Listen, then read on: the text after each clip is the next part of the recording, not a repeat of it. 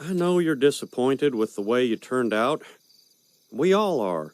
But the good news is it's not your fault. Hey, hello, how do you do? Shady Doorags here, King of the Hill. I can finally scratch this one off the list. Yeah, I've been getting requests from you intellectuals to look over this classic for quite some time. For those of you who don't know, King of the Hill is an adult animation that aired from the late 90s to the late 2010s. The show is about Hank Hill, a conservative Texan who goes through mundane yet slightly exaggerated adventures with his family, friends, co-workers, etc. Think of a 90s F is for Family, only way more nuanced and a lot less sweary. I absolutely love this show. It's got fantastic, memorable characters, and I generally like the lessons it teaches. True, not every episode is a home run. Mr. Enter Jake can tell you more about the bad ones. But ask anyone who's seen the show and you'll hear way more good things than you will bad. And by the way, if you ever want an adult cartoon that you can watch with your kids, this is probably the best contender. There are a lot of good episodes, as well as a lot of bad ones, I could have potentially looked over for my first review of this show.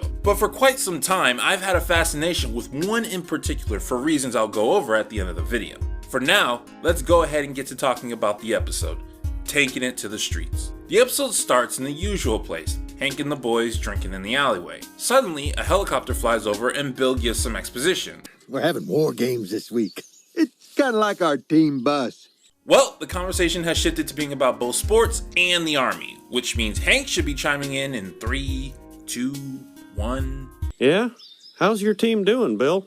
No, they won't let me play. Bill reveals that, despite being in the army, he isn't allowed to participate in the games. Shoot, he's not allowed to do much of anything other than cut hair, and because that's all he does, it's been giving him wrist problems lately. The point of all this exposition is to show that Bill has a problem in his life, how important he is to his workplace, and how his lack of said importance is inconveniencing him.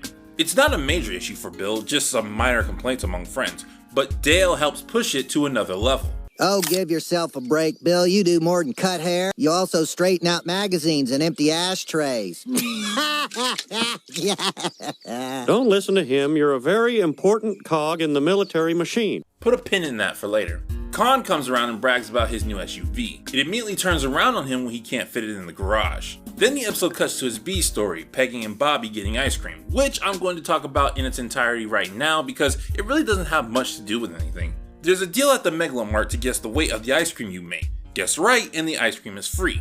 Peggy accepts the challenge and, with her ego, is very confident in her answer. She not only guesses wrong, but embarrassingly wrong. This activates her competitive spirit and she becomes obsessed with guessing correctly, doing things like taking Bobby out of school just to help her practice. It all ends with Peggy eventually guessing the weight perfectly. It's somewhat disappointing that the B story never really collides with the A story in any significant way, nor is there really any big payoff, but it does contain some amusing jokes and allows for a nice distraction when you might be getting tired of the A story. And real quick, I want to say, I don't know if I'm completely on board with the hate Peggy tends to get. Yeah, she does some of the worst things in the show, and there are times where she aggravates the crap out of me, but more often than not, I find her shenanigans more funny than frustrating.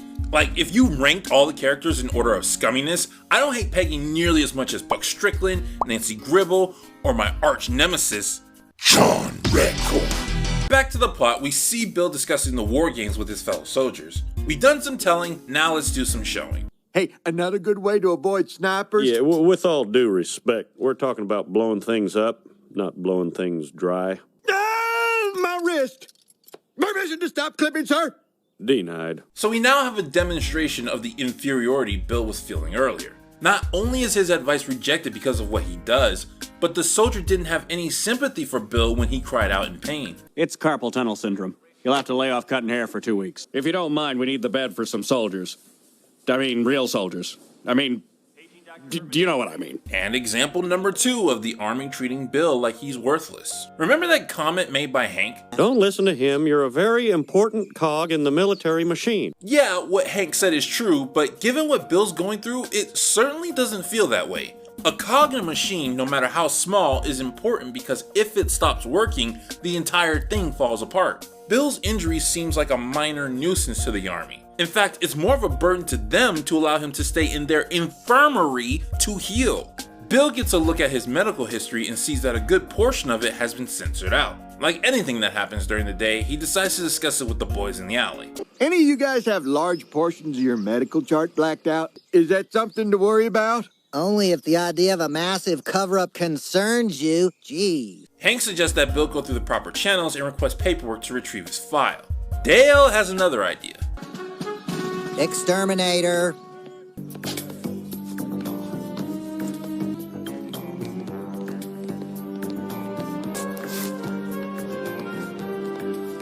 Exterminator. Anyone who tells you this show isn't funny is a filthy, stinking liar. Dale is able to get Bill's medical records to show to the rest of the boys. Turns out Bill's medical file is blacked out because the government spent some years experimenting on him, giving him drugs that would ultimately mutate his body. The drug was designed to promote accumulation of heat-retaining blubber on the torso, foster the growth of insulating body hair, and create the ability to undertake long periods of hibernation. They called it Operation Infinite Walrus. I gave 20 years of my life to the Army, and this is what they did to me? Bill, horrified and disgusted at what happened, drinks his sorrows away. What the? I'll be in the safe room. Don't let them take you alive, dear. Hank sees a tank running crazy in his neighborhood. Naturally, he chads up to see what's going on. Oh, it's Bill. He's soused to the gills. It's only Bill. I scalded off my fingerprints for nothing. I really need you guys to understand. Dale ran into his closet and then came out of a sewer. Hank and the others decide that the best way to keep Bill from being in prison for the rest of his life is to return the tank without anyone noticing. And like good old-fashioned Americans, they argue who gets to drive it. Dale wins because if one of these three knows how to drive a tank, it's him. Hold it, boys. Hold. No, my ride is so cherry. Okay, so I will continue to say that this show overall is freaking genius when it comes to comedy, but this joke right here just doesn't work. For one, Khan didn't do anything within the episode to deserve this. Yeah, he was a pompous jerk earlier, but that doesn't warrant having his brand new car destroyed. Second, the whole point of this scene is to prevent Bill from getting in trouble, which Khan doesn't care about. There's no way he would have stayed quiet about the whole thing if he lost his car in the process. Anyway, on their way back to the base, Bill feels sick, so everyone stops the tank to get out. Is there a reason Boom Howard decided to chew gum? And then he just stops, like, why? Bill admits how he's disappointed that he put all his faith into the Army and they took away what made him special. And what follows is probably the most important moment in the episode. Confidence, the charm, the pep, they're still a part of you. They're just hidden inside the government's bloated, lazy body. What?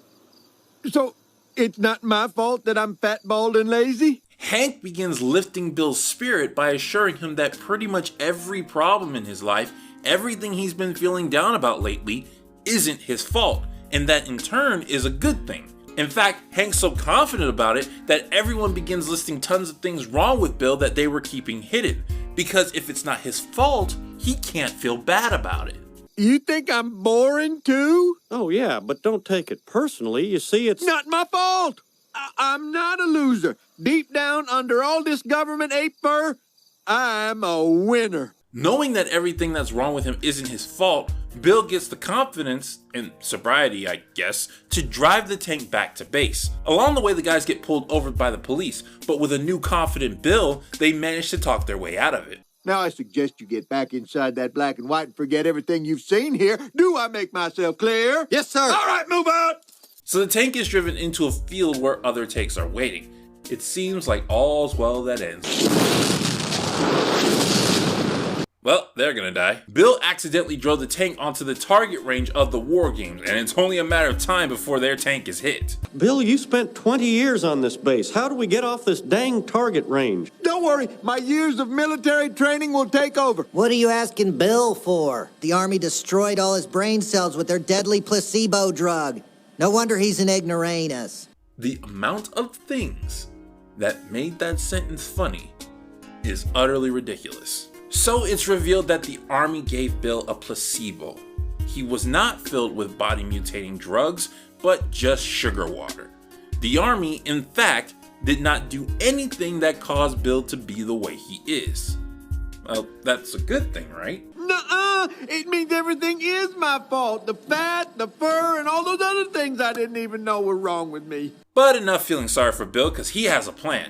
He's gonna drive the tank as a distraction while the rest of the boys get to safety. Don't worry about me. I'll use my boxer shorts to tie down the accelerator, and then I'll jump out too. As we see the others escape, we're shown Bill closing the hatch behind them, hinting that he knows he won't be joining them. Bill then drives the tank away from his friends, singing Freebird as he does, basically prepared to die. You could take this scene one of two ways. One possibility is that Bill knew tying down his boxer shorts was a ludicrous idea, he just wanted everyone else to get to safety.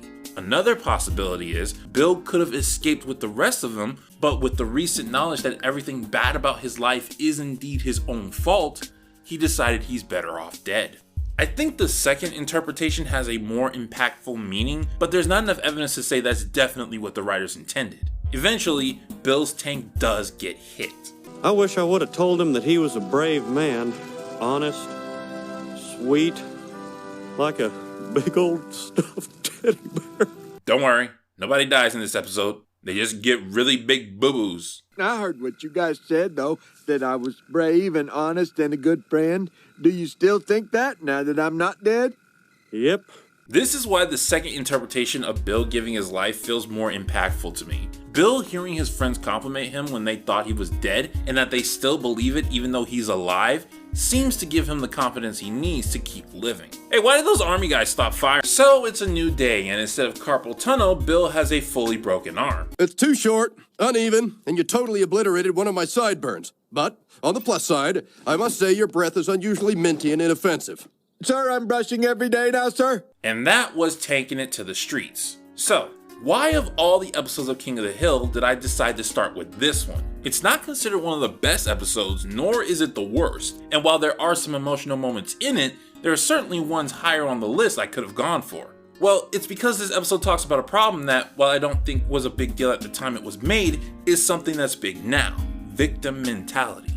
For those of you who might be relatively new to the channel, victim mentality is something I bring up from time to time because I absolutely despise it. It's a bit of a complicated subject, but to simplify it, there's a decent size of Western society that, when dealing with problems in their lives, rather than look at themselves, their instinct is generally to blame others. Essentially, they look for opportunities to be seen as victims. There's a lot I could talk about when it comes to this topic, and I have in the past, but taking it to the streets helps answer one specific question. That question being, why would anyone want to be a victim? Bill was unappealing in many different ways. Through many examples in the first half of the episode, we can see how this affected his life negatively, making it a problem. Bill thinks the army caused this problem, and it initially sends him spiraling. But then Hank reveals the secret positive side of being a victim. When you're a victim, it's not your fault. Bill being overweight and boring and smelly is not his fault.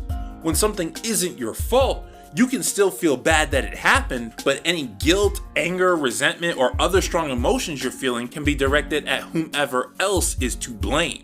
No matter who's to blame, Bill was going to have those problems in his life, but now that he knows it's not his fault, he can feel good about himself again, because he did nothing wrong. And not only that, but his friends now see him in a different light. They now value him more. And this is where I feel a large chunk of society is now. Take something mundane like failing to get a job. If you go to an interview yet come out empty-handed, it sucks thinking that you weren't good enough. But if you can blame someone else, like believing the interviewer didn't know what they were doing, at the very least, you can still feel good about yourself. You still feel worthy, both in your own eyes and in the eyes of others whom you can convince. The more of your own problems you can blame on someone else, the better you feel about yourself. When I say people with victim mentalities want to be victims, I'm not saying people want their lives ruined by someone else, though those weirdos certainly do exist. I'm saying people want to blame their already existing problems on factors they can't control, specifically on other people, to make themselves feel good and to make others side with them, whether intentionally or subconsciously. Believe it or not, it can very easily feel worse to know that you're the cause of your own problems. Once it's revealed that Bill was given a placebo, he felt worse about himself than when he believed he was experimented on. A, because that little validation he had been given was determined to be a lie, and B, because his friends made him aware that things were actually worse than what he thought. If you're on this channel, you've heard this lesson before. As Todd would say, you are all the things that are wrong with you. But just as this episode shows the value some people gain from having a victim mentality, it also shows the value of letting it go. At the end of the episode, we see Bill doing small things to improve himself. He's practicing cutting hair with his left hand and he's changed up his brushing routine. Now that Bill has accepted that he's the one causing his own problems, he's also aware of the fact that he has the power to fix them. Obviously, there are going to be times in your life where something goes wrong and you're not to blame for it. But I think it's better to always try to look at yourself before looking at others, even in situations where you clearly are the victim. To be easily ready to blame others for your problems is to believe you have no control over your life. But to admit to the part you played, no matter how minor, is to understand what control you do have and the best way to work towards fixing things. This has been Shady Doorags. So long, farewell, Auf Wiedersehen, goodbye.